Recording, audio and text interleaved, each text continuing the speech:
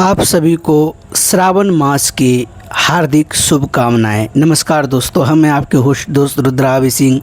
आप देख रहे हैं रिहास।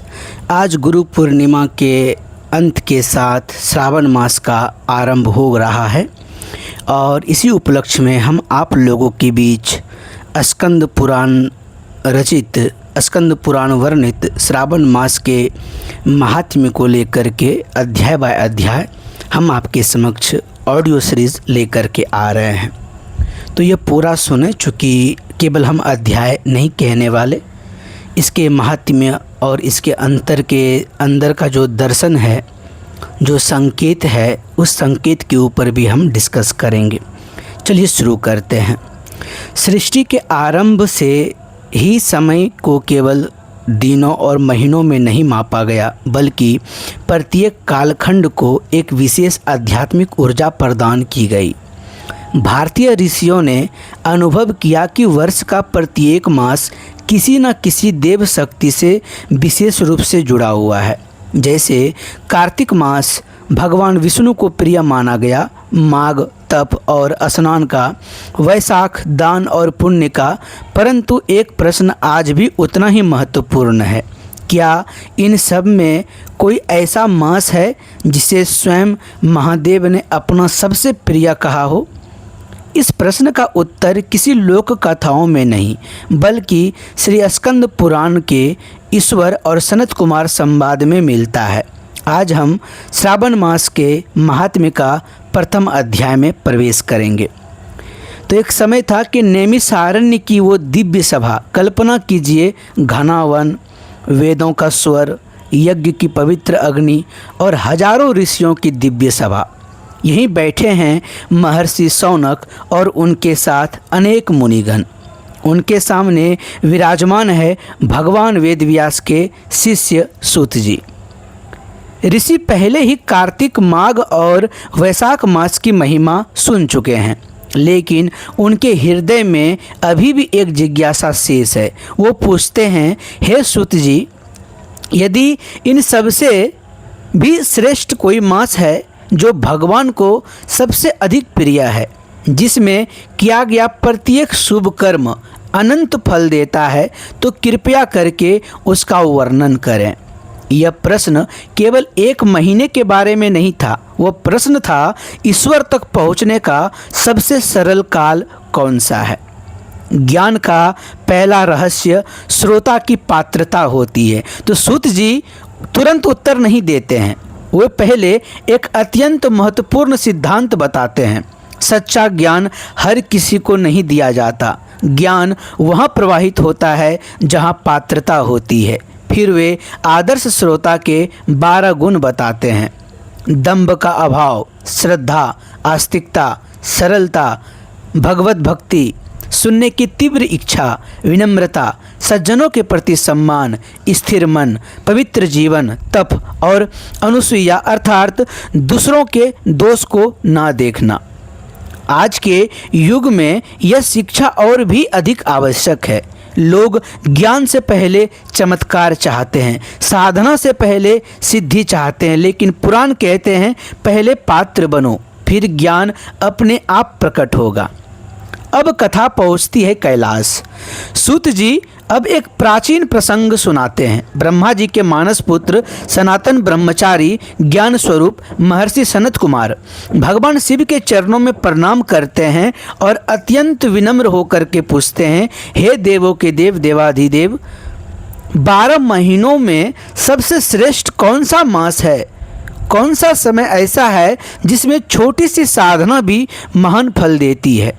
कौन सा मास आपको सबसे अधिक प्रिय है? ध्यान दीजिए, सनत कुमार धन नहीं मांगते, राज्य नहीं मांगते, सिद्धियां नहीं मांगते, वो केवल सही समय पूछते हैं, क्योंकि ऋषि जानते थे सही समय पर किया गया छोटा प्रयास भी महान परिणाम देता है। भगवान शिव का उत्तर। भगवान शिव अत्यंत प्रसन्न होकर कहते हैं, हे सनत कुमार, मैं तुमसे एक अत्यंत गोपनीय रहस्य कहता हूँ। 12 महीनों में श्रावण मास मुझे सबसे अधिक प्रिय है।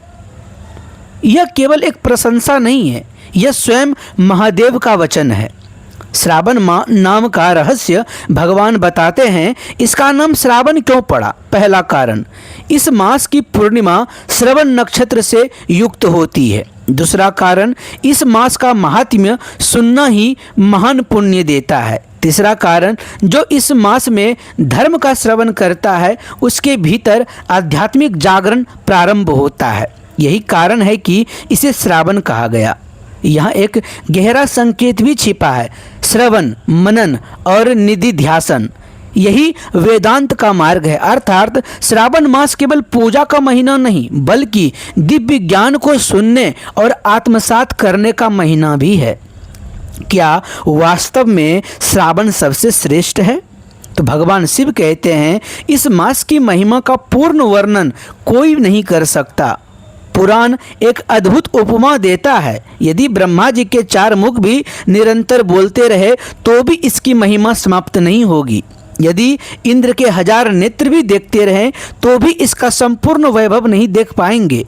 यदि शेषनाग अपनी हजारों जिह्वाओं से भी इसका गुणगान करे तो भी इसकी सीमा नहीं मिलेगी। इसका अर्थ यह नहीं कि संख्या ही चमत्कार है। इसका अर्थ है ईश्वर की कृपा शब्दों और गणनाओं से परे है। श्रावण का वास्तविक आध्यात्मिक अर्थ। अब एक प्रश्न उठता है, भगवान शिव को श्रावण ही सबसे अधिक प्रिय क्यों? क्योंकि यह वर्षा का समय है। जैसे वर्षा से पृथ्वी शुद्ध होती है वैसे ही भक्ति से हृदय शुद्ध होता है। जैसे सूखी धरती जल ग्रहण करती है वैसे ही साधक इस मास में ईश्वर की कृपा ग्रहण करता है। बाहरी वर्षा और भीतरी अमृत वर्षा दोनों का संगम ही श्रावण है। इस मास का प्रत्येक दिन क्यों विशेष है? भगवान शिव कहते हैं, इस मास का कोई भी दिन साधना से रिक्त नहीं। प्रत्येक तिथि, प्रत्येक वार किसी न किसी व्रत, दान, जप या उपासना से जुड़ा हुआ, अर्थात पूरे महीने को एक अखंड साधना पर्व बना दिया गया है। अब सनत कुमार की अगली जिज्ञासा। अब सनत कुमार अत्यंत सुंदर प्रश्न पूछते हैं। वे कहते हैं, हे प्रभु, यदि प्रत्येक दिन विशेष है तो कृपया करके यह भी बताइए किस दिन कौन सा व्रत, कौन सा देवता, कौन सी पूजा, कौन सी सामग्री, कौन सा फल, कौन अधिकारी, किस प्रकार जागरण और किस प्रकार उद्यापन। यही प्रश्न आगे संपूर्ण श्रावण महात्म्य का आधार बनते हैं। शिव तत्व की अद्भुत व्याख्या। अध्याय के अंतिम भाग में सनत कुमार भगवान शिव की सर्वोच्च महिमा का वर्णन करते हुए कहते हैं, आप महादेव हैं, आप हर हैं, आप ईशान हैं, आपके भीतर संपूर्ण देवमंडल प्रतिष्ठित हैं।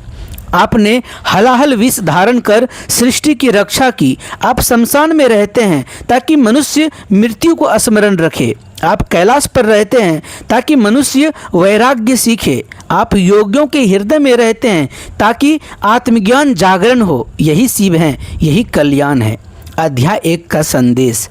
यदि इस पूरे अध्याय को एक वाक्य में समझना हो तो वह यह होगा कि ईश्वर की कृपा पाने के लिए केवल पूजा पर्याप्त नहीं, श्रद्धा, पात्रता, विनम्रता और सही समय का उतना ही महत्व है। श्रावण मास हमें केवल व्रत करना नहीं सिखाता, यह हमें सुनना सिखाता है, समझना सिखाता है और अंततः शिवत्व की ओर चलना सिखाता है।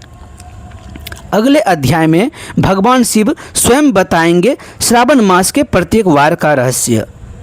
दर्शक मित्रों, हम आपको हर एक अध्याय का सार इस प्रकार बताएंगे। चूँकि अभी हमने अध्याय 1 का निचोड़ और गूढ़ ज्ञान का उल्लेख किया, अभी हमने अध्याय 1 की चर्चा नहीं की है। अगले वीडियो में हम अध्याय 1 के ऊपर प्रकाश डालेंगे। उसके बाद हम अध्याय 2 का भी इसी प्रकार का हम उनका वर्णन करेंगे। तब हम अध्याय 2 की विवेचना करेंगे। इसी के साथ इस वीडियो में यहाँ तक। अगले वीडियो के लिए आप लोग बने रहें।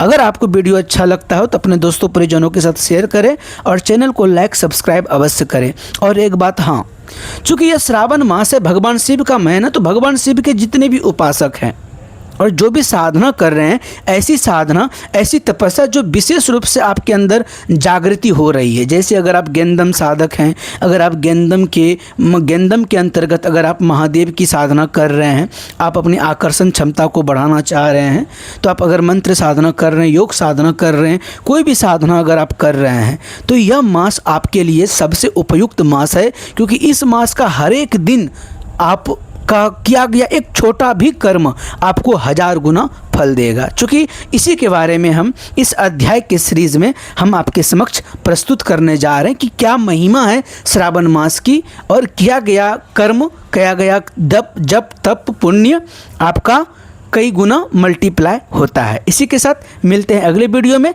तब तक हंसते रहिए, मुस्कुराते रहिए, गदगदाते रहिए। ओम नमो नारायण, नमः चंडिकाय ओम।